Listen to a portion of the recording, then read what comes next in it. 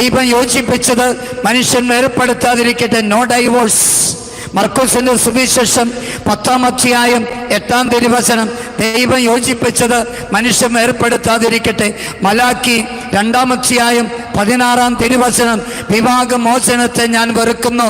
No divorce in family life.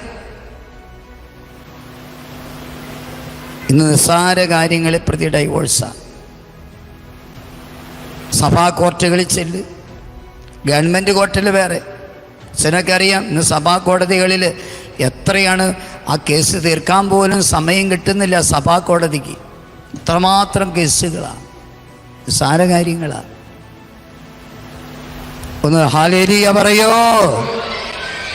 നീ ദൈവത്തിലേക്ക് നോക്കുന്നതെങ്കിൽ, ദൈവം തന്നതിലേക്ക് അതിനുശേഷം നോക്കുന്നുവെങ്കിൽ, ദൈവം തന്നതാണെങ്കിൽ, തന്നവന് മരണമില്ലെങ്കിൽ, പ്രിയമുള്ളവരെ, നിന്റെ ജീവിത പങ്കാളിയുടെ മരണപരിധി ഒരുമിച്ച് ജീവിക്കും. തന്നവന്റെ ഇഷ്ടം മരണം വരെ ഒരുമിച്ച് ജീവിക്കാനാണ്. ജെറമിയ 17-ാം അധ്യായം 7-ാമത്തെ തിരുവചനം, ജെറമിയ 17:7. ഹല്ലേലൂയ. എന്താ വചനം പറയുന്നത്? ശ്രദ്ധിച്ചോ. ജെറമിയ 17-ാം അധ്യായത്തിൽ 7-ാമത്തെ തിരുവചന. ഹല്ലേലൂയ. സത്യം പറഞ്ഞേ hallelujah, hallelujah, hallelujah. Praise the Lord. 17:7 വായിക്കാം. കർത്താവിൽ ആശ്രയിക്കുന്നവൻ അനുഗ്രഹീതൻ, അവൻ്റെ പ്രത്യാശ അവിടുന്ന് തന്നെ. എന്നാൽ കുടുംബജീവിതത്തിൽ എനിക്ക് വാച്ച് നിന്നൊരു അമ്മയാണെങ്കിൽ, അമ്മയുടെ മരണം വരെ ഞാനിത് കെട്ടണമെന്നുണ്ടെങ്കിൽ, സഹോദരങ്ങളെ, നിന്റെ ഭർത്താവിനെ, നിന്റെ ഭാര്യയെ ദൈവമാണ് തന്നതെങ്കിൽ, തന്നവൻ്റെ ഇഷ്ടമെന്താ? നിങ്ങൾ മരണം വരെ ഒരുമിച്ച് ഒന്നിച്ച് ജീവിക്കണം. പ്രിയമുള്ളവരെ, തന്നവന് മരണമുണ്ടോ? തന്നവന് മരണമില്ലെങ്കിൽ, പ്രിയമുള്ളവരെ, നിന്റെ ജീവിത പങ്കാളിയുടെ മരണം വരെ നിന്റെ ജീവിത പങ്കാളിയുമൊത്ത് നീ സ്നേഹത്തിലും ഐക്യത്തിലും ജീവിക്കുക. അതിന് നിനക്ക് സാധിക്കണം. ഞാൻ ദൈവകരങ്ങളിൽ നിന്നാണ് എൻ്റെ ഭർത്താവിൻ്റെ ഭാര്യയെ സ്വീകരിച്ചത്. Praise the Lord. തന്നവന് മരണമില്ല, ദൈവത്തിന് മരണമില്ല, നിങ്ങൾക്കേ മരണമുള്ളൂ. അപ്പോൾ നിൻ്റെ മരണം വരെ നിൻ്റെ ജീവിത പങ്കാളിയൊത്ത് നീ ജീവിക്കണം. ഇന്ന് വലുതുകരമീത്തി പറഞ്ഞേ ഹല്ലേലൂയ. സത്യം പറഞ്ഞേ ഹല്ലേലൂയ, ഹല്ലേലൂയ, ഹല്ലേലൂയ. കർത്താവായ ഈശോയെ, മരണം വരെ സ്നേഹത്തിലും ഐക്യത്തിലും ഒന്നിച്ച് ജീവിക്കുവാൻ എല്ലാ ദമ്പതികളെയും അവിടുന്ന് അനുഗ്രഹിക്കണമേ, അവളെ അനുഗ്രഹിക്കണമേ എന്ന് പറഞ്ഞ് അവൻ പ്രാർത്ഥിച്ചപ്പോൾ ഭാര്യയുടെ കുറവുകൾ കർത്താവ് എടുത്തു മാറ്റി. അവൾ ഗർഭം ധരിക്കുന്നു, അവൾ പ്രസവിക്കുന്നു. നിന്റെ ഭർത്താവിന് നിന്റെ ഭാര്യയിലെ കുറവുകൾ പറഞ്ഞ് നീ പ്രാർത്ഥിക്കുക. പ്രാർത്ഥനാ ജീവിതം വേണം. ഒരു കുഞ്ഞിന് ജന്മം കൊടുക്കാൻ നിന്റെ ഭർത്താവിന് കഴിയില്ലെങ്കിൽ, നിന്റെ ഭാര്യയ്ക്ക് കഴിയില്ലെങ്കിൽ, നീ തമ്പുരാനിലേക്ക് തിരി, തമ്പുരാനെ വിളിച്ച് പ്രാർത്ഥിക്ക്. നിന്റെ ഭർത്താവ് കുടിക്കുന്ന വ്യക്തിയാണോ? അവനെ വഴക്ക് പറയാൻ നോക്കാതെ, തെറി പറയാൻ നോക്കാതെ, തമ്പുരാന്റെ ആലയത്തിലോ പ്രാർത്ഥന മുറിയിൽ പോയി മുട്ടുകുത്തി കൈയും വിരിച്ച് പിടിച്ച് ആ കാൽമുട്ടിന്റെ തഴമുകുട്ടി നീ പ്രാർത്ഥിക്കുമ്പോൾ നിന്റെ പ്രാർത്ഥനയ്ക്ക് ഉത്തരം കിട്ടും. ഭർത്താവിന് മധ്യത്തിൽ നിന്നും വിടുതൽ കിട്ടും.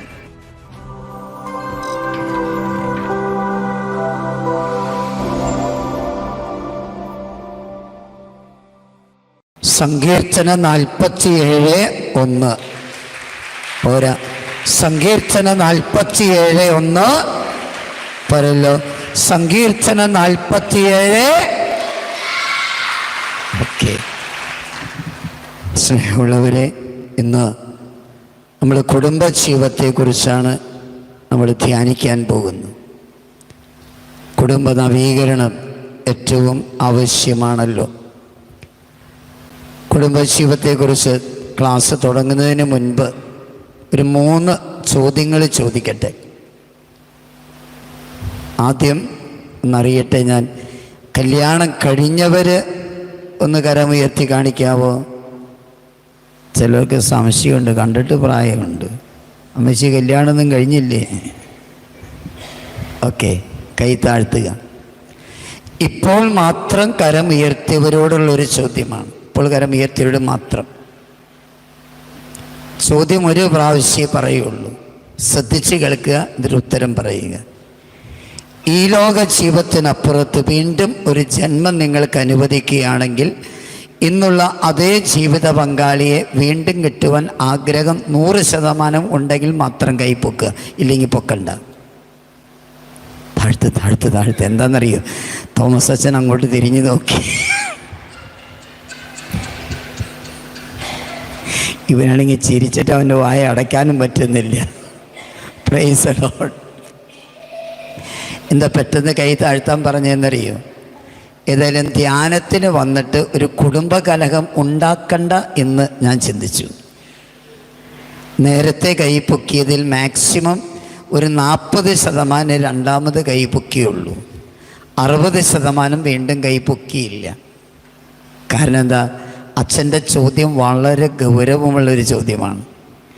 ഈ ലോക ജീവിതത്തിനപ്പുറത്ത്, മരണത്തിനപ്പുറത്ത് വീണ്ടും ഒരു ജീവിതം കൂടെ ദൈവം നിങ്ങൾക്ക് തരികയാണെങ്കിൽ ഇന്നുള്ള അതേ ഭർത്താവിന്, അതേ ഭാര്യയെ വീണ്ടും കിട്ടാൻ ആഗ്രഹമുണ്ടെങ്കിൽ കൈ പൊക്കാനാണ് പറഞ്ഞത്.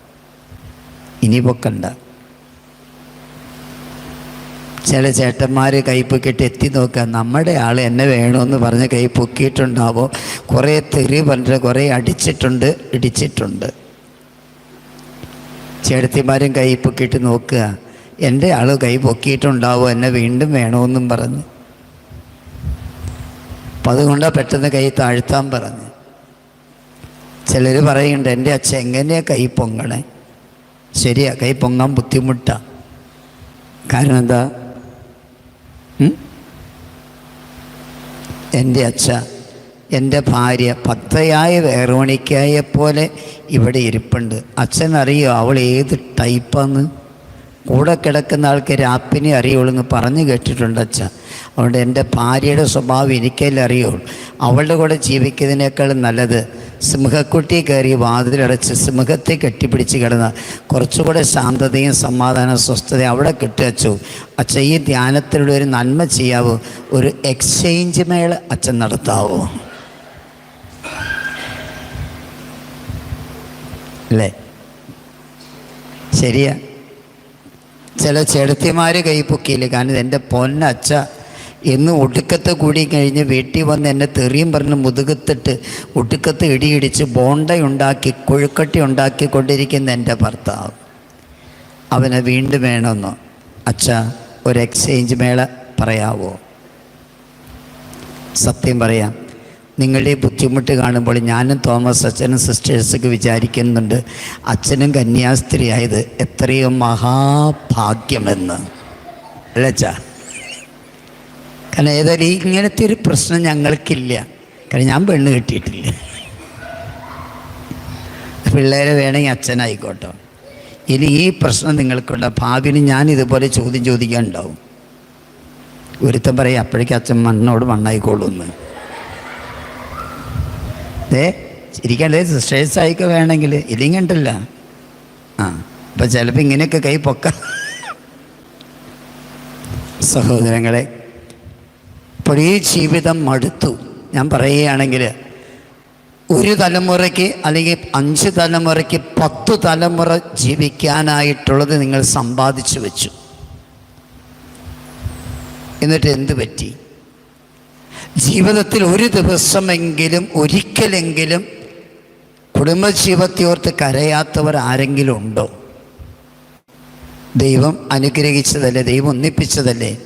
എന്ത് പറ്റി ഈ വാട്ടത്തിന്? നിങ്ങൾ ചിന്തിക്കേണ്ട ഒരു കാര്യമാണ്. Hallelujah, hallelujah. അടുത്ത ഒരു ചോദ്യം. നിങ്ങൾ കത്തോലിക്ക ആചാരപ്രകാരം വിവാഹിതരായ, കത്തോലിക്ക ആചാരമനുസരിച്ച് വിവാഹമായി തീരുന്നത് എപ്പോഴാണ്? ആ കല്യാണത്തിൻ്റെ അന്ന് വിവാഹമായി തീർന്നത് എപ്പോഴാണ്? പറഞ്ഞു നോക്ക്. ഇത് നിങ്ങളാ പറയേണ്ടത്.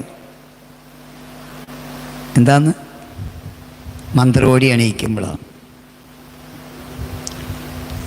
ചിലർ പറയും അച്ഛ താലി കെട്ടുമ്പോൾ, ഇതൊക്കെ ഒരു ഭാരതീയ ആചാരം മാത്രമേ ഉള്ളൂ.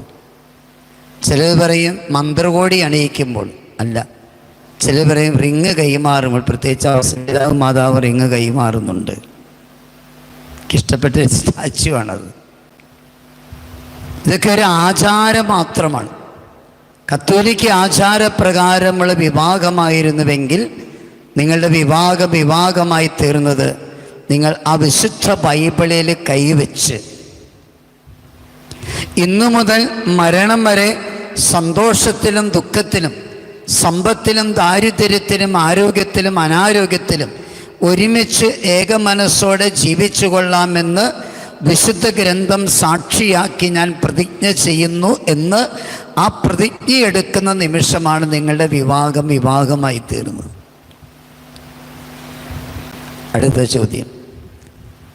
പ്രീകാന കോഴ്സൊക്കെ പാലാ രൂപതയിൽ ശക്തമായിട്ടുണ്ടെന്ന് എനിക്കറിയാം. വിവാഹ ജീവിതത്തിൻ്റെ ലക്ഷ്യം എന്താ?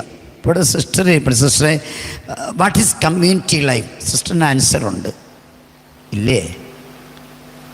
ഉണ്ട്. പശുവിടെ വെച്ച് അച്ഛൻ പറയും എന്താണ് പൗരവ ജീവിതത്തിൻ്റെ ലക്ഷ്യം എന്ന് വെച്ചാൽ അച്ഛൻ പറയും, ഞാൻ പറയും.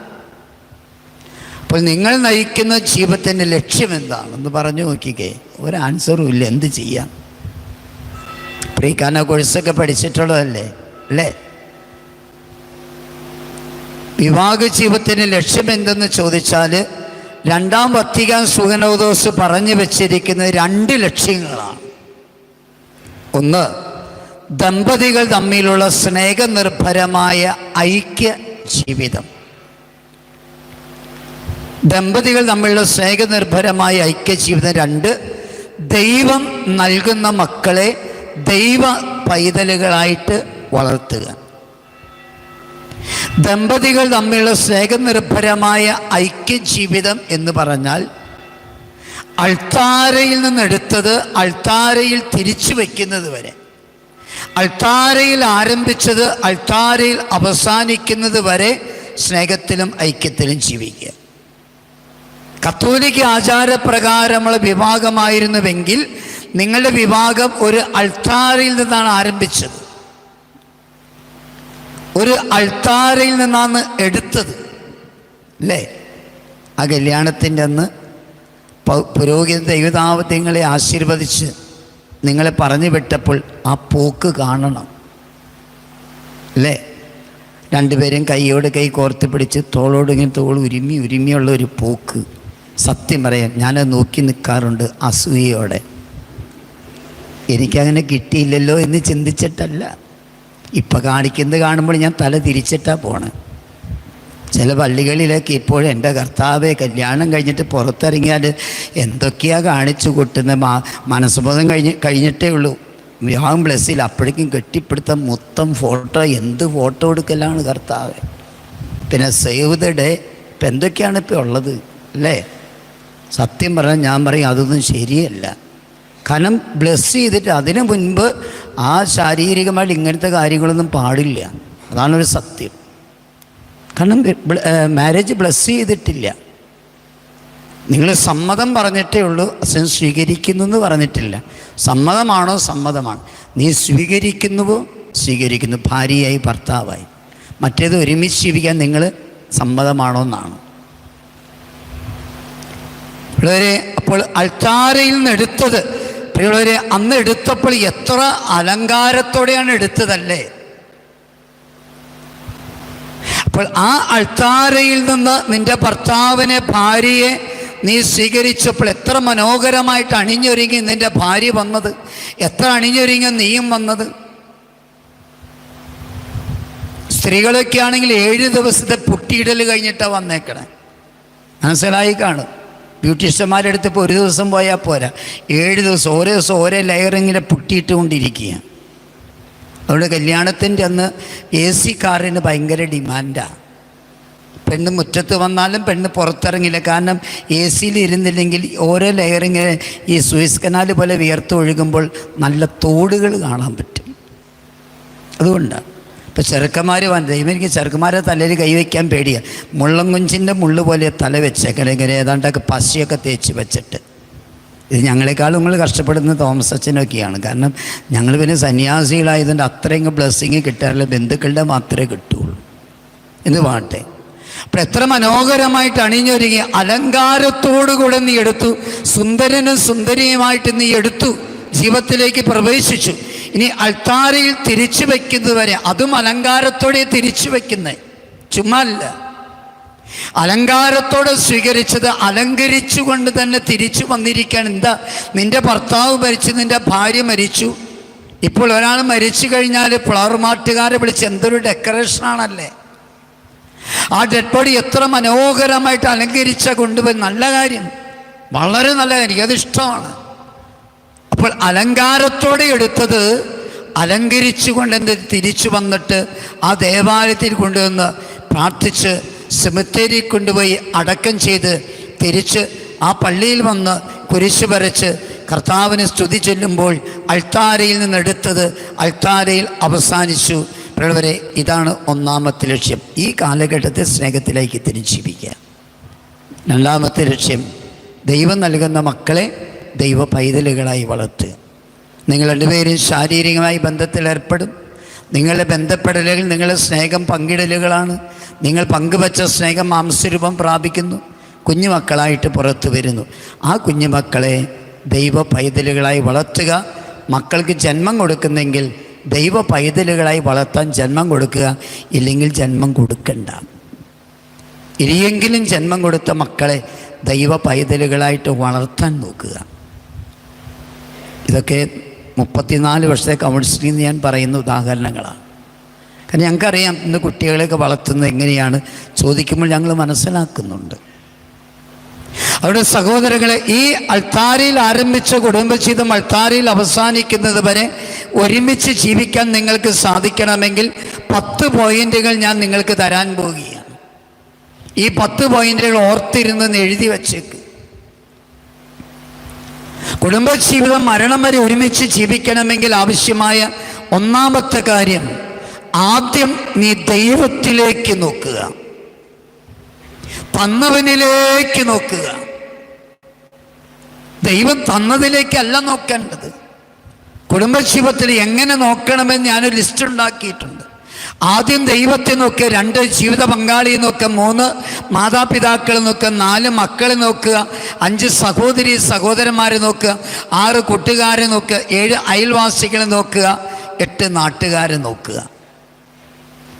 ഇങ്ങനെ നിങ്ങളുടെ കുടുംബജീവിതം നിങ്ങൾ നോക്കുകയാണെങ്കിൽ തീർച്ചയായിട്ടും നിങ്ങളുടെ കുടുംബജീവിതം വിജയിക്കും. നീ ആദ്യം ദൈവത്തിലേക്ക് നോക്കേണ്ടത്, കാരണം തന്നത് ദൈവമാണ്. തന്നവനിലേക്ക് നോക്കേണ്ടത്, ദൈവം തന്നതിലേക്കല്ല ആദ്യം നോക്കണ്ടേ.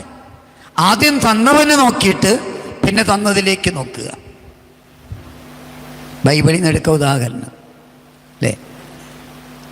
ദൈവം മനുഷ്യനെ സൃഷ്ടിക്കുന്ന നമ്മൾ കാണുന്നുണ്ട്. ഉൽപ്പത്തി പുസ്തകത്തിൽ പിള്ളവരെ നമ്മൾ സൃഷ്ടിയെക്കുറിച്ച് കാണുമ്പോൾ, ദൈവത്തിൻ്റെ സൃഷ്ടികർമ്മത്തെക്കുറിച്ച് കാണുമ്പോൾ ഉൽപ്പത്തി 1:31 ഇങ്ങനെയാണ്: താൻ സൃഷ്ടിച്ചതെല്ലാം നല്ലതെന്ന് ദൈവം കണ്ടു. ദൈവം സൃഷ്ടിച്ചെല്ലാം നല്ലതെന്ന് കണ്ടു, മനുഷ്യനെ സൃഷ്ടിച്ചിട്ടില്ല. ഇനി അടുത്തത് മനുഷ്യനെ സൃഷ്ടിക്കുകയാണ്. അത് ഉൽപ്പത്തി 2:7 ദൈവമായ കർത്താവ് ഭൂമിയിലെ പൂഴി കൊണ്ട് മനുഷ്യനെ രൂപപ്പെടുത്തുകയും ജീവൻ്റെ ശ്വാസം അവൻ്റെ നാസാരന്ധ്രങ്ങളിലേക്ക് നിശ്വസിക്കുകയും ചെയ്തു. ദൈവം ആദത്തെ സൃഷ്ടിച്ചതാണ്. അപ്പോൾ ആദം ജീവിതത്തിൽ ആദ്യം കണ്ടത് ആരെയാണ്? പറ, ആരെ കണ്ടേ? ഹവ്വയെ, ദൈവത്തെ. വിവാഹിതനായ പുരുഷൻ നീ ആദ്യം കാണേണ്ടത് നീ ദൈവത്തെയാണ്. ആദം ആദ്യം കണ്ടത് ദൈവത്തെയാണ്. നിന്റെ കുടുംബജീവിതത്തിൽ നീ ആദ്യം നോക്കേണ്ടത് ദൈവത്തിലേക്കാണ്. ഇനി ഉൽപ്പത്തി 2:18 എന്താ? ദൈവം ആദത്തെ സൃഷ്ടിച്ചു, അവൻ്റെ മുഖത്ത് നോക്കി നല്ലതെന്ന് ദൈവം പറഞ്ഞില്ല. ദൈവം പറഞ്ഞ എന്താ? ഉൽപ്പത്തി 2:18 മനുഷ്യൻ ഏകനായിരിക്കും നന്നല്ല, അതുകൊണ്ട് അവന് ചേർന്ന ഒരു ഇണയെ, തുണയെ ഞാൻ കൊടുക്കും. ദൈവം നല്ലതെന്നല്ല പറഞ്ഞത്.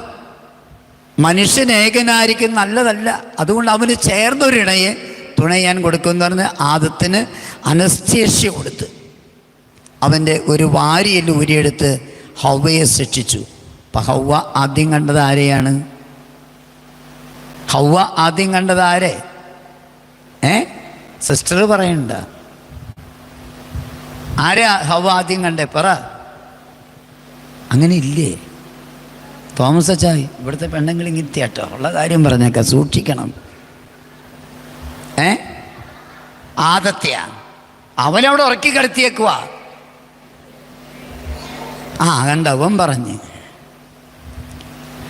ഹവ്വ ആദ്യം കണ്ടത് ദൈവത്തെയാ. അപ്പോൾ വിവാഹിതയായിട്ടൊരു സ്ത്രീ ആദ്യം കാണേണ്ടത് ഭർത്താവിനെ അല്ല, നീ ആദ്യം കാണേണ്ടത് ദൈവത്തെയാണ്. അതിനുശേഷം മാത്രം നിന്റെ ഭർത്താവിനെ ഭാര്യയെ നോക്കുക. അതിനുശേഷം നിനക്ക് ജന്മം നൽകിയ മാതാപിതാക്കളെ ഓർക്കുക. കാരണം എന്താ? മാതാപിതാക്കന്മാരെ വിട്ട് അവർ ഒന്നായി തീർന്നിരിക്കുക. ആദ്യം ദൈവത്തെ നോക്കുക, പിന്നെ ജീവിത പങ്കാളി നോക്കുക, പിന്നെ മാതാപിതാക്കൾ നോക്കുക, പിന്നെ മക്കൾ നോക്കുക, പിന്നെ സഹോദരി സഹോദരന്മാരെ, പിന്നെ കൂട്ടുകാരെ, പിന്നെ അയൽവാസികളെ, പിന്നെ നാട്ടുകാരെ. എല്ലാം ഓർക്കുക. ഡിവൈനിൽ ഞാൻ തമിഴ് സെക്ഷൻ ഡയറക്ടറിന് 13 വർഷം ഡിവൈനിലുണ്ടായിരുന്നു. ഞാൻ ചെന്ന കാലഘട്ടത്തിൽ ഡിവൈനിൽ സാക്ഷ്യം പറയാനായിട്ട് ഒരു രത്നവ്യാപാരി വരുമായിരുന്നു. രത്നത്തിൻ്റെ ഡയമണ്ടിൻ്റെ കമ്പനി വെച്ചിരിക്കുന്ന മനുഷ്യൻ, കോടീശ്വരന്. അപ്പോൾ അദ്ദേഹത്തിൻ്റെ സാക്ഷ്യം, അദ്ദേഹം ബോംബെയിൽ നിന്ന് വരുന്ന വ്യക്തിയായിരുന്നു. അദ്ദേഹത്തിൻ്റെ സാക്ഷ്യം എങ്ങനെയാണ്? ഞാൻ രത്നവ്യാപാരിയാണ്, കോടികളുടെ ആസ്തിയുള്ളൊരു മനുഷ്യനാണ്, എനിക്കിതൊക്കെ ഉണ്ടാക്കുന്നൊരു ഫാക്ടറി തന്നെയുണ്ട്, ഡിസൈൻ ചെയ്യുന്ന എല്ലാ മനുഷ്യൻ പറയാം. ഞാൻ വിവാഹം ചെയ്തത് മിസ് ഗോവയാണ്. ഗോവയിലെ സുന്ദരി പട്ട മത്സരത്തിൽ ഫസ്റ്റ് കിട്ടിയ ഒരു പെൺകുട്ടിയാണ് ഞാൻ വിവാഹം ചെയ്തത്. ആ മനുഷ്യൻ പറയും, എനിക്ക് പിന്നെ വലുത് അവളായിരുന്നു. എവിടെ പോയാലും ഞാൻ അവളെ കൂടെ കൊണ്ടുപോകും. ഓഫീസിൽ മാത്രം കൊണ്ടുപോകാമല്ലോ, ബാക്കി എപ്പോഴെ പോയാലും ഞാൻ കൂടെ കൊണ്ടുപോകും. ഭാര്യയുമായിട്ട് പുറത്തിറങ്ങുമ്പോൾ മിസ് ഗോവ, ഇപ്പോൾ ടി വിയിലും പത്രത്തിലൊക്കെ ഫോട്ടോ വന്നില്ല, എല്ലാവരും തിരിച്ചറിയും. ഈ മിസ് ഗോവയെ കാണുമ്പോൾ, ഗോവയിലെ സുന്ദരിയെ കാണുമ്പോൾ എല്ലാവരും ഹായ്. അപ്പോഴൊക്കെ ഞാൻ സന്തോഷിക്കും. കാരണം എന്താ? എൻ്റെ ഭാര്യ ഗോവയിലെ ഏറ്റവും സുന്ദരിയാണ്, എനിക്ക് അവളാണ് വലുത്. എന്നിട്ട് അദ്ദേഹം പറയും, ഒരു ദിവസം ഓഫീസിൽ ജോലി ചെയ്തുകൊണ്ടിരിക്കുമ്പോൾ വീട്ടിൽ നിന്ന് വേലക്കാരി വിളിച്ചു, ചേട്ടാ എത്രയും പെട്ടെന്ന് വീട്ടിൽ വരിക, എന്ത് പറ്റി? സിലിണ്ടർ പൊട്ടിത്തെറിച്ച് ഭാര്യയ്ക്ക് അപകടം ഉണ്ടായിരിക്കുന്നു, വളരെ സീരിയസ് ആണ്. അദ്ദേഹം പറയുക, ഞാൻ വേലക്കാരിയോട് പറഞ്ഞു, അയൽവാസികളെ വിളിച്ച് എത്രയും പെട്ടെന്ന് ആ മെയിൻ ഹോസ്പിറ്റലിൽ കൊണ്ടുപോവുക, ഞാൻ ഇവിടുന്ന് വീട്ടിൽ വന്ന് കൊണ്ടുപോകുമ്പോഴേക്കും സമയം ലേറ്റാവും, ഞാൻ ഇവിടുന്ന് നേരെ ആശുപത്രിയിൽ വന്നേക്കാം. അങ്ങനെ ഇദ്ദേഹം ആശുപത്രിയിലേക്ക് കുതിച്ചെത്തുകയാണ്. റിസപ്ഷൻ അവിടെ ചോദിച്ചു, ഇങ്ങനെ പൊള്ളലേറ്റ് കൊണ്ടുവന്ന ആ സ്ത്രീ എവിടെയാണ്? ICUയിലേക്ക് കൊണ്ടുപോയിട്ടുണ്ട്. ഓടി ICUയുടെ വാതിൽക്ക് ചെന്നപ്പോൾ ഡോക്ടർ ICUയുടെ വാതിൽ തുറന്ന് പുറത്തു വരുന്നുണ്ട്. ഡോക്ടറെ, ആ പൊള്ളലേറ്റ സ്ത്രീക്ക് എങ്ങനെയുണ്ടെന്ന് ചോദിച്ചു. നിങ്ങൾ ആരാ? ഞാൻ ആ സ്ത്രീയുടെ ഭർത്താവാണ്. ഡോക്ടർ പറഞ്ഞു അത്രേ, sorry, she is no more. ക്ഷമിക്കണം, അവൾ ജീവിച്ചിരിപ്പില്ല, അവർ മരിച്ചു. ഇദ്ദേഹത്തിൻ്റെ സാക്ഷ്യമാണിനി.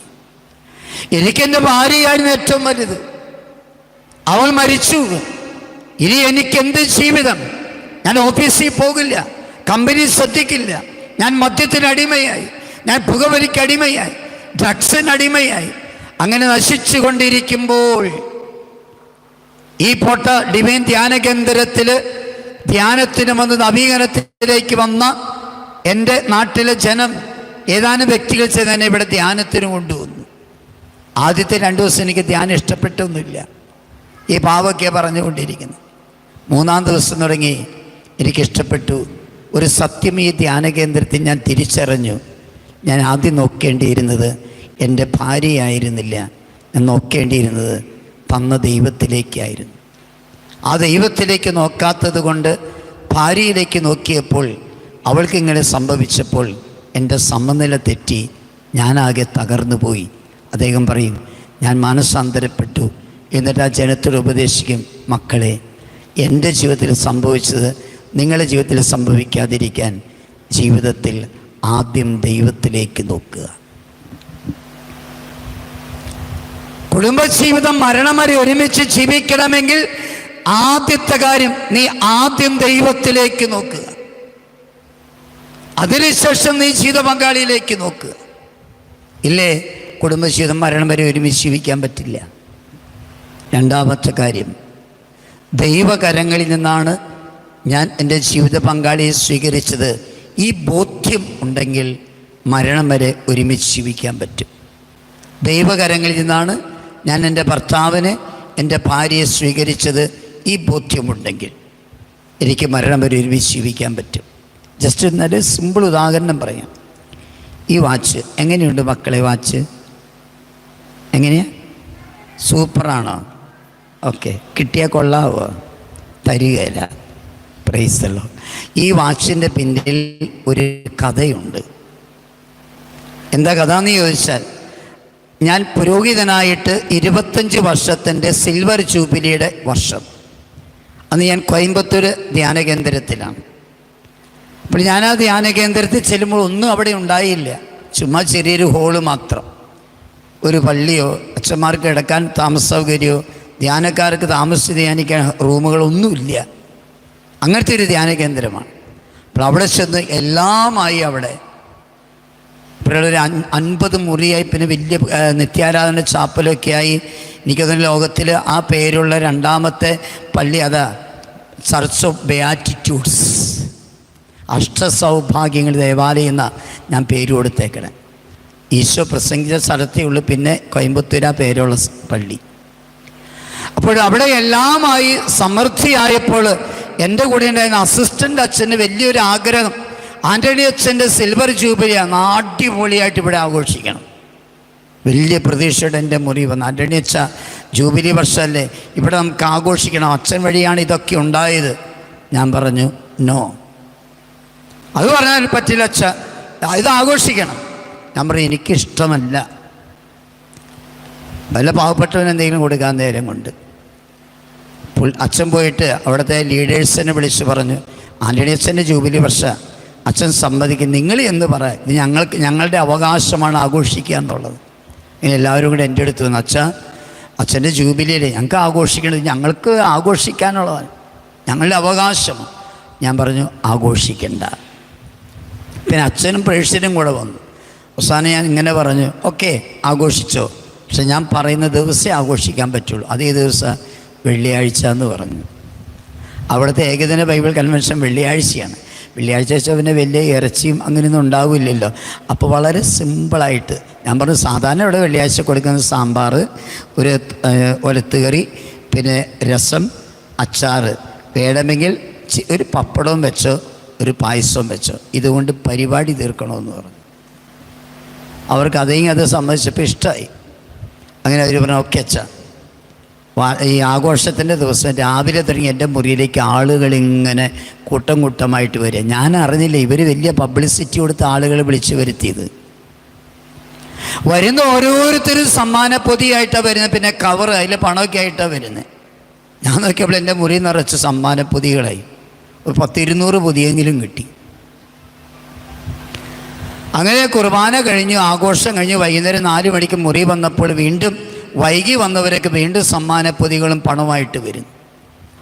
ഓരോരുത്തരൊക്കെ വന്ന് എനിക്ക് സിൽവർ ജൂബിലിയുടെ മംഗളങ്ങൾ നേരുകയാണ്. അപ്പം ഞാൻ ശ്രദ്ധിച്ചു, തൊട്ടടുത്ത മുറിയുടെ ചുമരും ചാരി ഒരമ്മ നിൽപ്പുണ്ട്. ഈ അമ്മ, എല്ലാവരും വന്നു പോയിട്ട് അമ്മ വരുന്നില്ല, ഏറ്റവും ലാസ്റ്റ് അമ്മ വരുന്നത്. അമ്മ വന്ന് മുട്ടുകുത്തി അച്ഛ പ്രാർത്ഥിക്കാൻ പറഞ്ഞു, ജൂബിലിയുടെ ആശീർവാദം തരാൻ പറഞ്ഞു. അങ്ങനെ പ്രാർത്ഥിച്ചു. എന്നിട്ട് അമ്മ പറഞ്ഞു, അച്ഛാ സോറി. എന്ന് വെച്ചാൽ എന്തിനു സോറി? അച്ഛൻ്റെ ജൂബിലി ആഘോഷിക്കുന്നതെന്ന് ആരും എന്നോട് പറഞ്ഞില്ല. ഞാൻ നോക്കിയപ്പോൾ എല്ലാവരും അച്ഛന് സമ്മാനം കൊണ്ടുവന്നിരിക്കുന്നു, ഞാൻ മാത്രം ഒന്നും കൊണ്ടുവന്നില്ല. അതുകൊണ്ട് അച്ഛൻ്റെ അമ്മയുടെ സ്ഥാനത്ത് എന്നെ കണ്ട്, അച്ഛാ ഞാൻ പറയുക, അച്ഛന് ഒരു സമ്മാനം തരണമെന്നുണ്ട് എനിക്ക്, അതുകൊണ്ട് അച്ഛനത് ഉപേക്ഷിക്കരുത്, വേറെ ആർക്കും കൊടുക്കുക. ഞാൻ പറഞ്ഞു അമ്മച്ചി എനിക്ക് എല്ലാം ഉണ്ട്, കണ്ടില്ല ഇഷ്ടംപോലെ കിട്ടിയത്, ഞാൻ ആർക്കും ഒരു കൊടുക്കുള്ളൂ, അതുകൊണ്ട് അമ്മച്ചി എനിക്ക് ആവശ്യമില്ല. അത് പറയാൻ പറ്റില്ല, അച്ഛൻ്റെ അമ്മയുടെ സ്ഥാനത്താണ് ഞാൻ നിൽക്കുന്നത്. എന്നാൽ അമ്മയ്ക്ക് ഇഷ്ടമുള്ള എന്തെങ്കിലും അടുത്ത വെള്ളിയാഴ്ച കൊണ്ടുവന്നാൽ മതി എന്ന് പറഞ്ഞു. അതൊന്നും പറ്റില്ല, ഇന്ന് തന്നെ അച്ഛന് വാങ്ങിത്തരണം, അച്ഛൻ എന്താ വേണ്ടതെന്ന് പറഞ്ഞോളാൻ പറഞ്ഞു. ഞാൻ പറഞ്ഞു എനിക്ക് അങ്ങനെ ഇല്ല അമ്മ, എനിക്ക് എന്തെങ്കിലും കിട്ടിയാൽ മതി, എന്നൊരു ചെറിയൊരു സാധനം.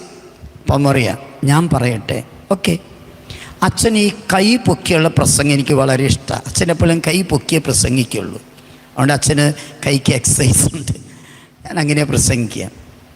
അപ്പോൾ അമ്മ പറയും ഞാൻ എന്നും അച്ഛൻ്റെ കയ്യിലേക്ക് നോക്കുമ്പോൾ ഒരു പഴഞ്ചൻ വാച്ചാണ്, അതുകൊണ്ട് പുതിയ വാച്ച് അച്ഛന് തന്നെയൊന്ന് ആഗ്രഹമുണ്ട്, അച്ഛൻ സ്വീകരിക്കണമെന്ന് പറഞ്ഞു. അമ്മ ഓക്കെ, അമ്മയുടെ ഇഷ്ടം, അമ്മ അടുത്ത വെള്ളിയാഴ്ച വാങ്ങിക്കൊണ്ട്. അതൊന്നും പറയാൻ പറ്റില്ല, ഉടുപ്പെന്ന് മാറിക്കാൻ പാൻറ്റ് ഷർട്ടിട്ട് വന്നേ, നിർബന്ധിക്കുകയാണ് അമ്മ. അങ്ങനെ അമ്മയുടെ കൂടെ ഞാൻ ഇവിടെ വലിയൊരു വാച്ച് കമ്പനിയിലേക്ക് ചെല്ലുക, അവരുടെ ഷോറൂമിലേക്ക്. അവിടെ ചെന്ന് കൗണ്ടറിലിരിക്കുന്ന മാനേജരോട് ഈ അമ്മ പറയുക, ഇത് ഒരു വൈദികനാണ്, സിൽവർ ജൂബിലിയാണ്, അപ്പോൾ ഈ അച്ഛൻ ഏറ്റവും നല്ല വാച്ച് സമ്മാനമായി കൊടുക്കണം, അച്ഛൻ്റെ കയ്യിലത്തെ പഴഞ്ചൻ വാച്ച് അതൊക്കെ മാറ്റി നല്ല അടിപൊളി വാച്ച് കൊടുക്കണമെന്ന്. അയാൾ കേൾക്കേണ്ട താമസം. ചെന്നിട്ട് ഏറ്റവും സൂപ്പർ, ഞാൻ നോക്കിയപ്പോൾ ഗോൾഡൻ ഡയല്, ഗോൾഡൻ ചെയിൻ, അതിലെ ഡയലിലുള്ള അക്കങ്ങൾ അതെല്ലാം പ്രിയമുള്ളവരെ, അതെല്ലാം ഈ സ്റ്റോൺ വെച്ച എന്താ കല്ലുകൾ, സ്റ്റോൺ വർക്ക് വെച്ച് നല്ല രസമുള്ളതാണ്. എന്ത് രസം എന്നൊരു കാണാനായിട്ട്. നിങ്ങളുടെ ഈ അൾത്താരയിൽ ഇതൊക്കെ വെച്ചേക്കാം, നല്ല ഭംഗിയുണ്ട്.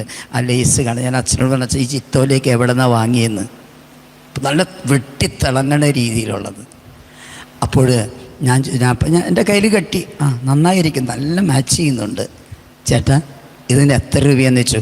അത് വളരെ നിസ്സാരമുള്ള ചെറിയ 80,000 രൂപയെ വരുള്ളൂ. ഊരി എൻ്റെ പൊന്നി ചേട്ടാ എവിടെ ഇരുന്നോട്ടെ, അത് പറഞ്ഞാൽ പറ്റില്ല, അച്ഛൻ കെട്ടണം. അമ്മ പറഞ്ഞു, എൻ്റെ അമ്മേ ഇതും കെട്ടി ഞാൻ എൻ്റെ മുറിയിൽ പോയി കിടന്നാലുണ്ടല്ലോ എനിക്ക് രാത്രി ഉറക്കം വരില്ല. കാരണം എന്താ, വല്ല എലി എങ്ങനെ ആ വഴിക്ക് പോയി ഒച്ച കേൾക്കുമ്പോൾ ഞാൻ ഉടനെ ചാടി എഴുന്നേൽക്കും, കള്ളന്മാർ വന്നിട്ട് ഇപ്പം എന്നെ കൊന്ന് ഈ വാച്ച് എടുത്തുകൊണ്ട്, കാരണം 80,000 രൂപയുടെ വാച്ച് എനിക്ക് വേണ്ടെന്ന് പറഞ്ഞു. ചേട്ടാ ഏറ്റവും വിലക്കുറവുള്ളൊരു വാച്ച് കൊണ്ടുവരാൻ പറഞ്ഞു. അദ്ദേഹം പോയിട്ട് ഈ വാച്ച് എടുത്തുകൊണ്ട് വന്നു. ഇത് കയ്യെ കെട്ടിയിട്ട് അദ്ദേഹം പറയാം, അച്ഛാ മാച്ച് ചെയ്യും, അച്ഛൻ വൈറ്റ് കളറല്ലേ, അതിൽ ബ്ലാക്ക് ഡയലിൻ്റെ ആകുമ്പോൾ നല്ല ഭംഗിയുണ്ടാകും. ഞാൻ നോക്കിയപ്പോൾ നല്ല ഭംഗി, നിങ്ങൾ തന്നാൽ പറഞ്ഞ പോലെ നല്ല ഭംഗിയുണ്ട്, ഇതിന് എത്രയാണെന്ന് ചോദിച്ചു. 10,000 രൂപ. അയ്യോ എനിക്ക് 10,000-ൻ്റെ ഒന്നും വേണ്ട. അമ്മ പറഞ്ഞു, അച്ഛ 80,000-ൻ്റെ അടുത്ത് അച്ഛൻ വേണ്ടതുണ്ട്, ഇതിപ്പോൾ ഇവിടുത്തെ ഏറ്റവും ചെറുത് 10,000-ൻ്റെ അച്ഛനിത് വാങ്ങണം, അല്ലെങ്കിൽ എനിക്ക് വിഷമാവും.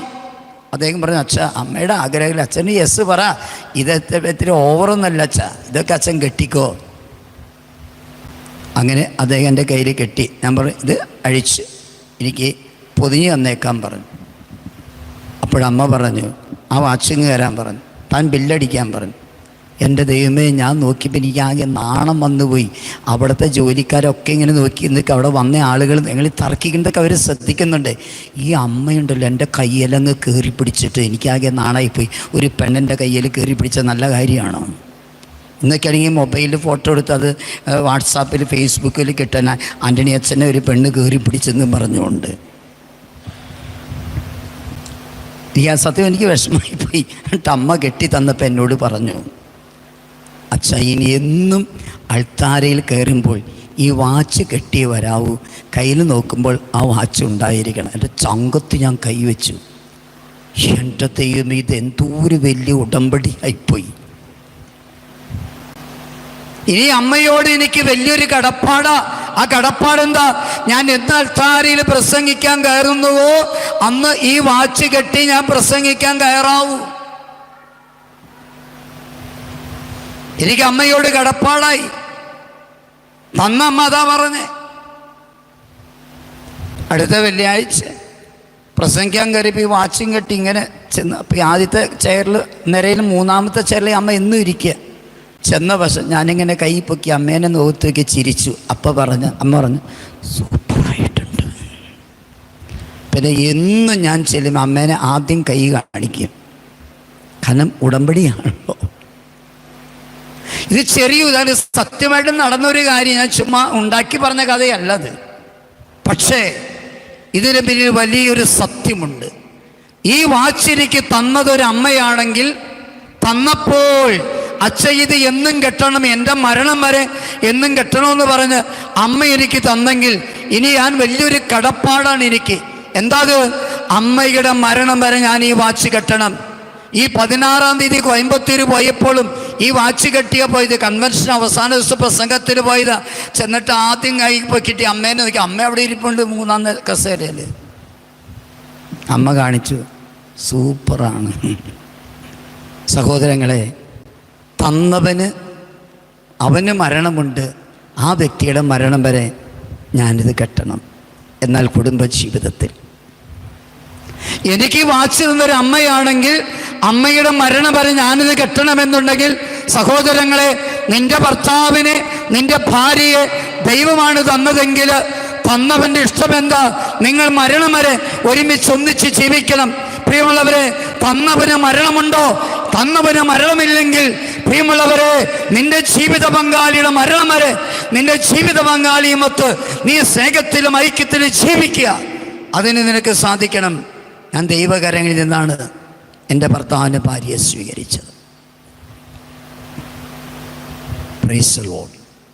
തന്നവന് മരണമില്ല, ദൈവത്തിന് മരണമില്ല, നിങ്ങൾക്കേ മരണമുള്ളൂ. അപ്പോൾ നിൻ്റെ മരണം വരെ നിൻ്റെ ജീവിത പങ്കാളിയൊത്ത് നീ ജീവിക്കണം. ഇന്ന് വലുതുകരമീത്തി പറഞ്ഞേ ഹല്ലേലൂയ.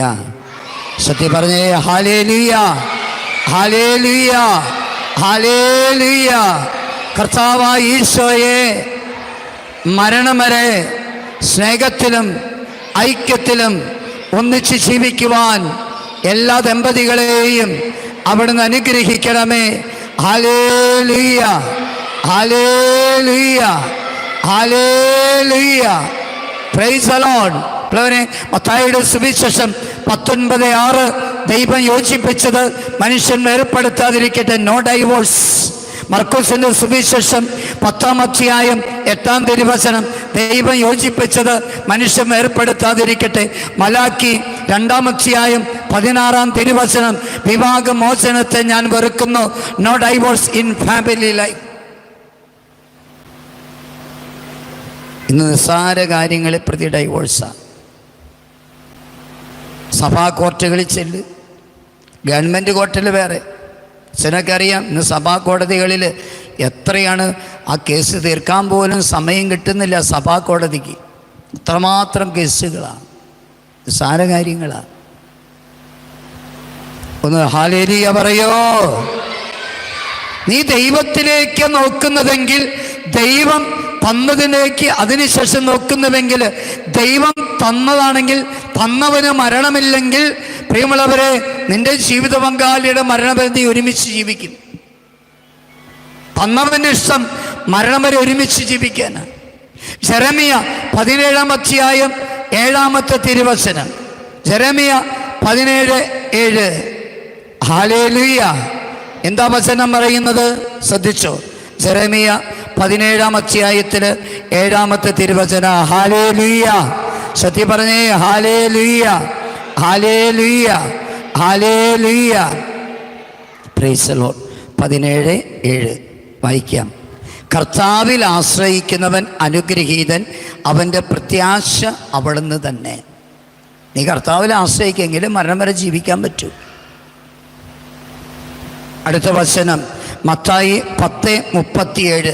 എന്നേക്കാൾ അധികമായി മാതാവിനെയും പിതാവിനെയും സ്നേഹിക്കുന്നത് എനിക്ക് യോഗ്യനല്ല, എന്നേക്കാൾ അധികമായി പുത്രനെ സ്നേഹിക്കുന്നത് എനിക്ക് യോഗ്യനല്ല. നീ ദൈവത്തിലേക്ക് നോക്കി, ദൈവകരങ്ങൾ ഇതാണ് ഞാൻ എൻ്റെ ഭർത്താവിൻ്റെ ഭാര്യയെ സ്വീകരിച്ചത്, ഈ ബോധ്യം നിനക്കുണ്ടെങ്കിൽ മരണം വരെ ജീവിക്കും. 3-ാമത്തെ പോയിന്റ്, കുദാശ ജീവിതമുണ്ടെങ്കിൽ കുടുംബജീവിതം വിജയിക്കും. കുദാശ ജീവിതമുണ്ടെങ്കിൽ 7 കുദാശകൾ, 7-ാമത്തെ കുദാശയാണ് വിവാഹം എന്നുണ്ടെങ്കിൽ പ്രിയമുള്ളവരെ, ഈ വിവാഹം എന്ന കുദാശ നിങ്ങൾ സ്വീകരിച്ചിട്ടുണ്ടെങ്കിൽ, ഈ കുദാശ ജീവിതം വിജയിപ്പിക്കണമെങ്കിൽ ഈ വിവാഹം എന്ന കുദാശയെ മറ്റ് 2 കുദാശകൾ കൊണ്ട് ഊട്ടി പരിപോഷിപ്പിച്ചാലേ, ഈ മറ്റ് 2 കുദാശകൾ കൊണ്ട് ജ്വലിപ്പിച്ചാലേ വിവാഹം എന്ന കുദാശ മരണം വരെ നിലനിൽക്കുകയുള്ളൂ. ചുമ്മാ കല്യാണം കഴിച്ച് തേച്ച് കുടുംബീതം വിജയിക്കുന്നില്ല. മറ്റ് 2 കുദാശകൾ വേണം. കൂടെ സ്വീകരിക്കാവുന്ന 2 കുദാശകൾ: കുമ്പസാരം, വിശുദ്ധ കുർബാന. ഇന്ന് കുമ്പസാര ദിവസമായിരുന്നു. എത്ര പേര് കുമ്പസാരിച്ചാവോ എനിക്കറിയില്ല, അല്ലേ?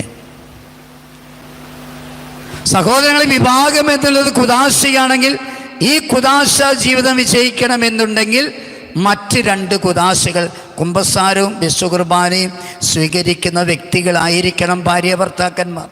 ഒരാൾക്ക് മാത്രം കുമ്പസാരവും കുർബാനയായിട്ട് കാര്യമൊന്നുമില്ല. ഒരാൾ പള്ളിയിൽ പോകുന്നു, ഒരാൾക്ക് പള്ളിയില്ല, പട്ടക്കാരനില്ല, കുടുംബജീവിതത്തിൽ തകർച്ചകളാണ്. ഒരിക്കൽ ഒരു അപ്പനമ്മയോടെ എൻ്റെ അടുത്തൊരു പെൺകുട്ടിയെ കൊണ്ടുവന്നു. കാണാൻ കുഴപ്പമൊന്നുമില്ല. ഈ അപ്പനും അമ്മ ഇരുന്ന് കരയുക. എന്തു പറ്റിയെന്ന് ചോദിച്ചു. അച്ഛൻ ഇവള് ഡിഗ്രി പഠിക്കുന്നേ ഉള്ളൂ. ഇവള് വേറെ മതത്തിൽപ്പെട്ട ഒരുത്തനുമായിട്ട് പൊരിഞ്ഞ പ്രേമത്തിലാണ്. ഞങ്ങൾ അറിഞ്ഞപ്പോൾ ഇവള് പറയും അവനെ മാത്രം മതി എന്നാണ് പറഞ്ഞുകൊണ്ടിരിക്കണേ. അച്ഛൻ ഒരു കൗൺസിലിംഗ് കൊടുക്കാൻ പറഞ്ഞു. എൻ്റെ ജീവിതത്തിൽ ഇത്രയും ടൈം എടുത്ത് കൗൺസിലിംഗ് കൊടുത്ത വേറെ കേസ് വളരെ ചുരുക്കുക. 2.5 മണിക്കൂർ അവൾക്ക് ഞാൻ കൗൺസിലിംഗ് കൊടുത്തു. മോളെ, മറ്റു മതത്തിൽപ്പെട്ട വ്യക്തിയെ നിനക്ക് ചേർന്നയാളല്ല, അപ്പനമ്മ അതൊക്കെ പറയണേ. 2.5 മണിക്കൂർ ഉപദേശിച്ചിട്ട് അവൾക്ക് ഒരു മാറ്റമില്ല അവൾക്ക്. അപ്പം ഞാൻ പറഞ്ഞു, മോളെ, നിനക്ക് ജന്മം നൽകിയ മാതാപിതാക്കൾ, നിന്നെ പഠിപ്പിച്ചത്തിരി ആക്കിയ മാതാപിതാക്കളല്ലേ, അവരെ കണ്ണുനീര് നീ എന്തിനാ കാണുന്നേ? അപ്പോൾ അവൾ പറയുക, അച്ചോ, അവരവരെ കടമ ചെയ്തു. എന്നെ ജനിപ്പിച്ചെങ്കിൽ അവരെ കടമ എന്നെ പഠിപ്പിക്കുക എന്നുള്ളത്. അവരവരെ കടമ ചെയ്തു, അത് അവരെ കടമ അവർ ചെയ്തു. ഇനി അച്ഛ എന്നെ വെറുതെ വിടാൻ പറ അവരോട്. സത്യം പറഞ്ഞാൽ അവളെ കണ്ണുകുറ്റി കടി കൊടുക്കാൻ എനിക്ക് തോന്നിയത്. അവളുടെ വർത്തമാനം. ചില പെണ്ണുങ്ങൾ ആമ്പിള്ളേർ ഇങ്ങനെയൊക്കെ പറയണേ. അവരവരെ കടമ ചെയ്തു, ഇനിയിപ്പോൾ എന്നിട്ടാ അവർക്ക് ഇനി പ്രത്യേകിച്ച് റോളൊന്നുമില്ല, ഞങ്ങളുടെ വഴിക്ക് വിട്ടേക്ക്. അവസാനം ഞാൻ സൊല്ലു പറഞ്ഞു, മോളെ, എനിക്ക് പ്രത്യേകിച്ച് ഒന്നും പറയാനില്ല. അപ്പനും അമ്മേനെയും വിളിക്കാൻ പറഞ്ഞ് വിളിച്ചുകൊണ്ട് വന്നപ്പോൾ അവർ പുറത്തിരുത്തിയേക്കുക. അപ്പോൾ സമ്മതിച്ച്, എന്നെ കൊണ്ടൊന്നും ചെയ്യാൻ പറ്റില്ല, ഇവള് അത് തന്നെ മതി എന്ന് പറഞ്ഞ് നിൽക്കണത്, ഇനി നിങ്ങൾ തീരുമാനം എടുത്തോളാൻ പറഞ്ഞു. ഞാൻ പറഞ്ഞു വിട്ടു. 3 മാസം കഴിഞ്ഞപ്പോൾ ഒരു ദിവസം ഈ അപ്പനമ്മ പൊട്ടിക്കരഞ്ഞുകൊണ്ട് വന്നേക്കുക. എന്ത് പറ്റി? അപ്പം സമ്മതിച്ച്, അച്ഛാ, ഞങ്ങൾ മകളുടെ കാര്യം പറഞ്ഞ് വന്ന് ഓർക്കുന്നില്ലേ? ഓർമ്മയുണ്ട്. എന്താ കരയാൻ കാരണം? ഇവിടുന്ന് പോയി 3-ാമത്തെ ആഴ്ചയിൽ അവനുമായിട്ട് അവൾ ഒളിച്ചോടി പോയി. അവർ രജിസ്റ്റർ മാരേജ് ചെയ്ത് കുറച്ച് അകലെ താമസിച്ചു കൊണ്ടിരുന്നു. ഒരാഴ്ച മുൻപ് അവൾ വീട്ടുമുറ്റത്ത് ഒന്ന് പൊട്ടിക്കരയുക, മമ്മി ഡാഡി എന്നോട് ക്ഷമിക്കണം, എനിക്കവനെ വേണ്ട, ഞാൻ വീട്ടിൽ നിന്ന് ഇറങ്ങിപ്പോന്നിരിക്കുക. എന്തു പറ്റി? പറഞ്ഞു, അവൻ നല്ലവനല്ല, അവൻ മദ്യത്തിനടിമയാണ്, പുകവലിക്കടിമയാണ്, എന്നും തെറി എന്നെ അടിക്കും, എന്നെ ചവിട്ടും, ഞാൻ മടുത്തു, എനിക്കവനെ വേണ്ട. നിങ്ങളെന്നെ സ്വീകരിക്കുന്നില്ലെങ്കിൽ ഞാൻ പോയി ആത്മഹത്യ ചെയ്യും, ഞാൻ അവൻ്റെ അടുക്കലേക്ക് പോകില്ല. അച്ഛാ, എന്ത് പറഞ്ഞാലും ഞങ്ങൾ ജന്മം കൊടുത്തവളല്ലേ, ഞങ്ങൾ ക്ഷമിച്ചു. അച്ഛാ, മോളെ, നീ ഇവിടെ താമസിച്ചോ, ഞങ്ങൾ അനുവാദം തന്നിരിക്കുന്നു, ഞങ്ങളുടെ മരണം വരെ നിനക്ക് ഇവിടെ താമസിക്കാം. ഈ അമ്മ പറയാം, അപ്പനും അമ്മയും പറയാം, അച്ഛാ, ഇന്നലെ രാവിലെ ഒരു സംഭവം ഉണ്ടായി. എന്ത് പറ്റി? രാവിലെ എഴുന്നേറ്റ് കുറച്ച് കഴിഞ്ഞപ്പോൾ കുറച്ചിങ്ങനെ ഛർദ്ദിച്ച് വൊമിറ്റ് ചെയ്തു. ഒക്കാനിച്ചു എന്ന് പറയുന്ന നാടൻ ഭാഷ. ഞങ്ങളിന്ന് തിരുമിയൊക്കെ കൊടുത്ത് പുറമിങ്ങനെ, മോളെ ആശുപത്രിയിൽ പോയാലോ? വേണ്ടാന്ന് പറഞ്ഞു. എന്ത് പറ്റി മോളെ വേണ്ടെന്ന് പറയാൻ? പറഞ്ഞു. എന്താ പറഞ്ഞെന്നറിയോ? ഇവിടുന്ന് പോയപ്പോൾ ഒന്നും എടുത്തുകൊണ്ട് പോയില്ല, ഞാൻ തിരിച്ചു വന്നപ്പോൾ നിങ്ങൾക്കൊരു ഗിഫ്റ്റ് കൊണ്ടുവന്നിട്ടുണ്ട്, സമ്മാനം കൊണ്ടുവന്നിട്ടുണ്ട്. എന്താ മോളെ സമ്മാനം? എൻ്റെ ഗർഭപാത്രത്തിൽ ഒരു കൊച്ചു വളരുന്നുണ്ട്, നിങ്ങൾക്ക് സമ്മാനമായിട്ട് കൊണ്ടുവന്നിരിക്കുന്നതാണ്. പക്ഷെ ഞങ്ങൾ എന്താ ചെയ്യേണ്ട? ആ കൊച്ചിനെ, അവൾക്ക് അവനെ വേണ്ട, അവള് ഗർഭപാത്രത്തിന് കൊച്ച. സഹോദരങ്ങളെ, പോയതല്ലേ? No register marriage. കുടുംബജീവിതത്തിൽ രജിസ്റ്റർ മാരേജ് വേണ്ട. എന്തുകൊണ്ടാണ് വേണ്ടെന്ന് പറയുന്നത്? അവിടെ ദൈവത്തിൻ്റെ ബ്ലെസ്സിങ് ഇല്ല, അവിടെ മാതാപിതാക്കളുടെ ബ്ലെസ്സിങ് ഇല്ല. ദൈവത്തിൻ്റെ ബ്ലെസ്സിങ് വാങ്ങാതെ, മാതാപിതാക്കളുടെ ബ്ലെസ്സിങ് സ്വീകരിക്കാതെ ഈ ജീവിതത്തിലേക്ക് പ്രവേശിച്ചാൽ അതൊരു പരാജയമാണ് ഞാൻ കണ്ടിട്ടുള്ളത്. രജിസ്റ്റർ ഓഫീസിൽ ആരാ ഉള്ളത്? ഏതോ മത്തായോ ഏതോ രാമുവാണ്. അദ്ദേഹം വെച്ച് രജിസ്റ്റർ ബുക്കിൽ ഒപ്പിടുമ്പോൾ അദ്ദേഹം പറയും, ഇനി നിങ്ങൾക്ക് ഒരുമിച്ച് ജീവിക്കാൻ നിയമപരമായിട്ട് ഗവൺമെൻറ് ഭാഗത്ത് ഒരു തടസ്സമില്ല, ജീവിച്ചോ. പക്ഷേ ദൈവാനുഗ്രഹം അവർക്ക് കിട്ടിയിട്ടില്ല. പോയതല്ലേ, ഞാൻ പറഞ്ഞതും കേൾക്കാതെ, അപ്പനും അമ്മയും പറഞ്ഞ് കേൾക്കാതെ ഒളിച്ചോടി പോയതല്ലേ, പോയ പോലെ തിരിച്ചു വന്നേക്ക് അപ്പനും അമ്മയ്ക്കും സമ്മാനമായിട്ട്. ചെറുപ്പക്കാരോട് എനിക്ക് പറയാം, ദയവ് ചെയ്ത് ഈ ഒളിച്ചോടൻ രജിസ്റ്റർ മാരേജും വേണ്ട. അവിടെ ദൈവാനുഗ്രഹം ഇല്ല. No register marriage in family life. കുടുംബജീവിതത്തിൽ പ്രിയമുള്ളവരെ രജിസ്റ്റർ മാരേജ് വേണ്ട. ദേവാലയത്തിൽ വെച്ചുള്ള വിവാഹം മതി. ഞാൻ കഴിഞ്ഞ ദിവസം പറഞ്ഞില്ലേ, ക്രിസ്ത്യാനിക്ക് ക്രിസ്ത്യാനി, മുസൽമാന് മുസൽമാൻ, ഹിന്ദുവിന് ഹിന്ദു. വീണ്ടും പറയട്ടെ, രജിസ്റ്റർ മാരേജ് വേണ്ട. പള്ളിയിൽ വെച്ചുള്ള വിവാഹം എന്ന കുദാശയിലൂടെയുള്ള ജീവിതം മതി. അപ്പോൾ നിങ്ങൾക്ക് എന്നോട് ചോദ്യമുണ്ട്, പക്ഷെ പള്ളിയിൽ വെച്ച് കല്യാണം കഴിച്ചിട്ടും പ്രശ്നമില്ലേ, തകരുന്നില്ലേ? അതിനനുസരിച്ച് മറുപടി, എൻ്റെ അടുത്ത് ഈ പള്ളി വെച്ച് വിവാഹം കഴിച്ചിട്ടും തകർച്ചയോടെ വന്നവരുണ്ടെങ്കിൽ ഞാൻ അവരോട് ചോദിക്കുമ്പോൾ ആദ്യത്തെ ചോദ്യം ഇതായിരിക്കും, പള്ളി പോകാറുണ്ടോ? ഇല്ല. പ്രാർത്ഥിക്കാറുണ്ടോ? ഇല്ല. കുമ്പസാരിക്കാറുണ്ടോ? ഇല്ല. പ്രശ്നം ഇതാണ്, വിവാഹമെന്ന കുദാശ സ്വീകരിച്ചു, പിന്നെ പള്ളി പോക്കൂല, ഒന്നുമില്ല. നിങ്ങൾ ദൈവത്തെ കൂടാതെയുള്ള ജീവിതം. ഈ വിവാഹമെന്ന കുദാശയെ ഊട്ടി പരിപോഷിപ്പിക്കണം, ജ്വലിപ്പിക്കണം. ഈ രണ്ട് കുദാശകൾ സ്വീകരിച്ചുകൊണ്ട് എനിക്ക് നിങ്ങളോടും പറയാനുള്ളത് അത് തന്നെയാണ്. കുദാശ ജീവിതമില്ല എങ്കിൽ ദൈവം ഒന്നിപ്പിച്ച ജീവിതം മരണം വരെ നിലനിൽക്കാൻ ബുദ്ധിമുട്ടാണ്, യാതൊരു സംശയവും വേണ്ട. നാലാമത്തെ പോയിന്റ്, മരണം വരെ ഒരുമിച്ച് ജീവിക്കാൻ സാധിക്കണമെങ്കിൽ പ്രാർത്ഥനാ ജീവിതം. രണ്ടുപേരും ഒരുമിച്ചിരുന്ന് പ്രാർത്ഥിക്കണം. കുടുംബം എന്ന വാക്കിൻ്റെ അർത്ഥം എന്താ? കൂടുമ്പോൾ ഇമ്പമുള്ള സ്ഥലം. എവിടെ ഒന്നിച്ചു കൂടണം ഇമ്പമുണ്ടാകാൻ? ആദ്യം പ്രാർത്ഥന മുറി, 2 ഒട്ടുമുറി, 3 ബെഡ്റൂം. പ്രാർത്ഥന മുറിയിൽ ഒന്നിപ്പില്ലെങ്കിൽ, ഒട്ടുമുറിയിൽ ഒന്നിപ്പില്ലെങ്കിൽ ബെഡ്റൂമിൽ ഒന്നിപ്പ് വിജയിക്കില്ല. ഇനി പ്രാർത്ഥനയിൽ ഒന്നിപ്പില്ല, ഒട്ടുമുറിയിലും ബെഡ്റൂമിലും ഉണ്ടായാൽ അവിടെയും വിജയിക്കില്ല. ഏറ്റവും നല്ല ഉദാഹരണം വിശുദ്ധ ബൈബിളിൽ ഞാൻ തരാം. തോബിത്തിൻ്റെ പുസ്തകത്തിൽ 8-ാം അധ്യായത്തിൽ 4 മുതൽ 8 വരെയുള്ള വചനങ്ങൾ. തോബിത്തിൻ്റെ മകൻ തോബിയാസിൻ്റെയും അവൻ്റെ ഭാര്യ സാറയുടെയും ഫസ്റ്റ് നൈറ്റിലെ പ്രാർത്ഥനയാണ്. ആ പ്രാർത്ഥനയിൽ എന്ത് സംഭവിച്ചു ചരിത്രം പറഞ്ഞിട്ട് ഞാനത് പറയാം. തോബിത്തിൻ്റെ മകൻ്റെ പേര് തോബിയാസ്. അവന് വിവാഹപ്രായമായി. ചരിത്രം നിങ്ങൾക്കറിയാം. തോബിത്ത് മകനോട് പറയുന്നു, നിനക്ക് വിവാഹപ്രായമായി, നിനക്ക് പറ്റിയൊരു പെൺകുട്ടിയെ നീ കണ്ടെത്തുക. അവൻ്റെ യാത്രയ്ക്ക് കൂട്ടിന് റാഫേൽ മാലാഖയും കൊടുത്തു. രണ്ടുപേരും കുറേ ദൂരം നടന്നു കഴിഞ്ഞപ്പോൾ ഒരു കുളത്തിൽ, ഒരു നദിയിൽ കുളിക്കാനിറങ്ങി. നദിയിൽ തോബിയാസ് കുളിക്കാനിറങ്ങി. മാലാഖ കരക്കിരിക്കുക.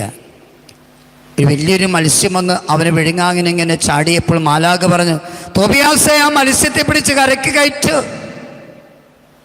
അവൻ മല്ലിട്ട് അതിനെ പിടിച്ച് കരയ്ക്ക് വലിച്ച് കയറ്റി കൊണ്ടുവന്നു. അതിനെ കൊന്നിട്ട് മാലാഖ പറഞ്ഞു, ഇതിൻ്റെ ചങ്കും കരളും കട്ടും കഴപ്പൊക്കെ നീ എടുത്ത് ഭദ്രമായിട്ട് പൊതിഞ്ഞ് ബാഗിൽ സൂക്ഷിക്കുക. അതെന്തിനാ?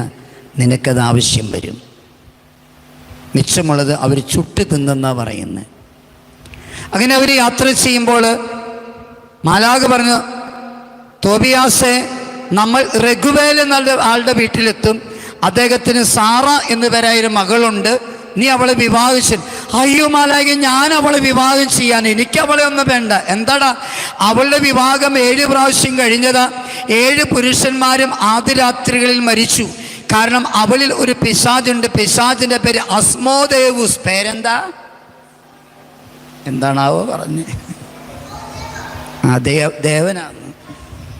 ദേവു എന്ന് പറയാഞ്ഞത് ഭാഗ്യം നീ. അസ്മോദേവുസ്. ഓക്കെ. അപ്പോൾ ആ പിശാചിൻ്റെ പ്രത്യേകത, ഈ സാറായെ ഏത് പുരുഷൻ സമീപിക്കുന്നുവോ അവനെ ഇവളെ കൊണ്ട് കൊല്ലിക്കും. പിശാചിൻ്റെ പ്രത്യേകത അതാണ്. അങ്ങനെ 7 പ്രാവശ്യം കല്യാണം കഴിഞ്ഞു. 7 പുരുഷന്മാരും ഫസ്റ്റ് നൈറ്റ് ആ ബെഡ്റൂമിൽ അവളെ സമീപിച്ചപ്പോൾ അവളെ കൊണ്ട് 7 പേരെയും കൊന്നുകളയുകയാണ്. തോബിയാസ് പറയും, ഇതെനിക്കറിയാം. 8ാമത്തെ വ്യക്തിയായി ഞാനും ചെന്ന ആദ്യ രാത്രി ഞാൻ മരിക്കണമെന്നാണ് മാലാഖ പറയുന്നത്.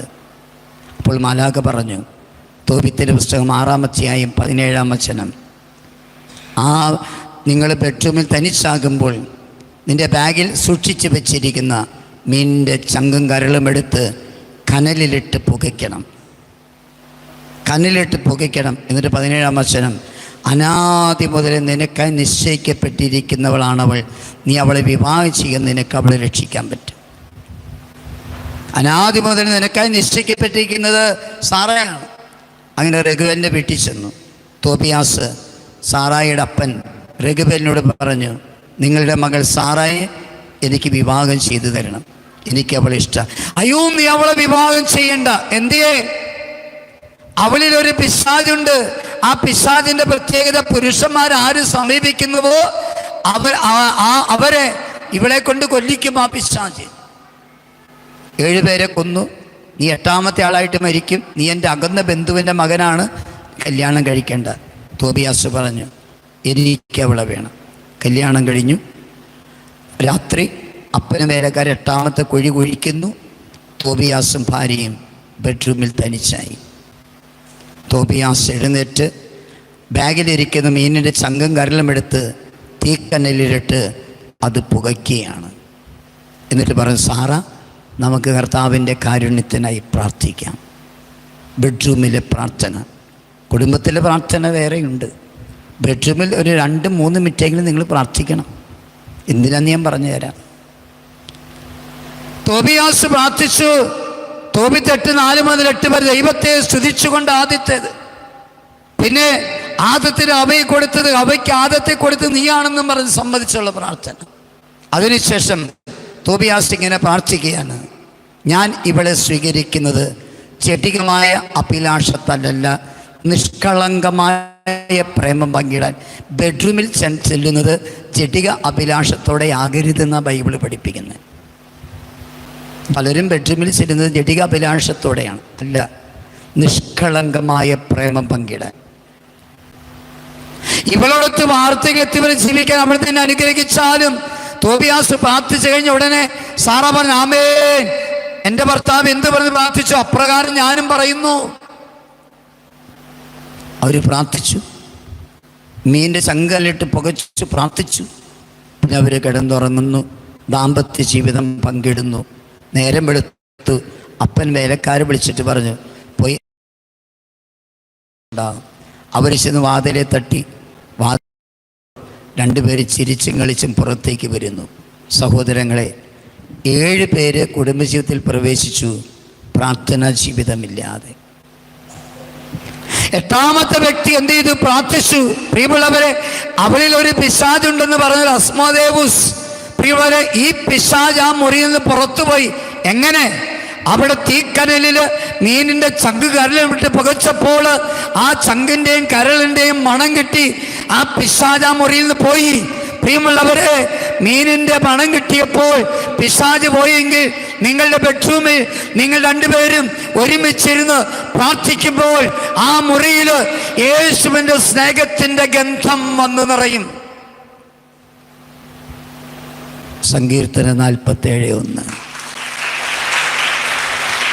നിങ്ങൾ 2 പേരും ഒരുമിച്ചിരുന്ന് ആ ബെഡ്റൂമിൽ പ്രാർത്ഥിക്കുമ്പോൾ യേശുവിൻ്റെ സ്നേഹത്തിൻ്റെ ഗന്ധം ആ മുറിയിൽ പന്തലിക്കുമ്പോൾ, ആ മുറി നിറയുമ്പോൾ, ആ നിങ്ങളുടെ കുടുംബ ജീവിതത്തിലുള്ള എല്ലാ പ്രശ്നങ്ങളും തീരും.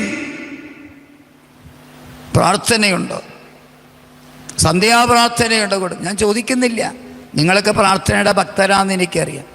ചോദിക്കാത്തതിന് കാരണം എനിക്ക് ഹാർട്ട് അറ്റാക്ക് ഉണ്ടാകണ്ടെന്ന് വിചാരിച്ചിട്ടാണ്. 1 ദിവസം പോലും മുടങ്ങാതെ കുടുംബ പ്രാർത്ഥന നടത്തുന്നുണ്ടോ എന്ന് ചോദിക്കുന്നില്ല, കൈപൊക്കുകയും വേണ്ട. പ്രാർത്ഥിച്ചാൽ നിങ്ങളുടെ കുടുംബത്തിലെ എല്ലാ പ്രശ്നങ്ങളും തീരും. ഒരുമിച്ച് ആ ബെഡ്റൂമിൽ പ്രാർത്ഥിച്ചാൽ. ഉൽപ്പത്തി പുസ്തകത്തിൽ 25-ാം അധ്യായം 21-ാം വചനം, ഉൽപ്പത്തി 25-21. ഇവിടെ ഇസഹാക്കിൻ്റെ പ്രാർത്ഥനയെ ബെഡ്റൂമിൽ. ഇസഹാക്ക് എന്താ പ്രാർത്ഥിച്ചെന്നറിയോ? അവൻ്റെ ഭാര്യ റെബേക്കാക്ക് ഗർഭം ധരിക്കാനുള്ള കഴിവില്ല. ദൈവത്തോട് പ്രാർത്ഥിക്കുക, കുഞ്ഞിനെ ഗർഭം ധരിക്കാൻ കഴിവില്ലാത്ത എൻ്റെ ഭാര്യയെ അനുഗ്രഹിക്കണം, ഒരു കുഞ്ഞിന് ജന്മം കൊടുക്കാൻ അവളെ അനുഗ്രഹിക്കണമേ എന്ന് പറഞ്ഞ് അവൻ പ്രാർത്ഥിച്ചപ്പോൾ ഭാര്യയുടെ കുറവുകൾ കർത്താവ് എടുത്തു മാറ്റി. അവൾ ഗർഭം ധരിക്കുന്നു, അവൾ പ്രസവിക്കുന്നു. നിന്റെ ഭർത്താവിന് നിന്റെ ഭാര്യയിലെ കുറവുകൾ പറഞ്ഞ് നീ പ്രാർത്ഥിക്കുക. പ്രാർത്ഥനാ ജീവിതം വേണം. ഒരു കുഞ്ഞിന് ജന്മം കൊടുക്കാൻ നിന്റെ ഭർത്താവിന് കഴിയില്ലെങ്കിൽ, നിന്റെ ഭാര്യയ്ക്ക് കഴിയില്ലെങ്കിൽ, നീ തമ്പുരാനിലേക്ക് തിരി, തമ്പുരാനെ വിളിച്ച് പ്രാർത്ഥിക്ക്.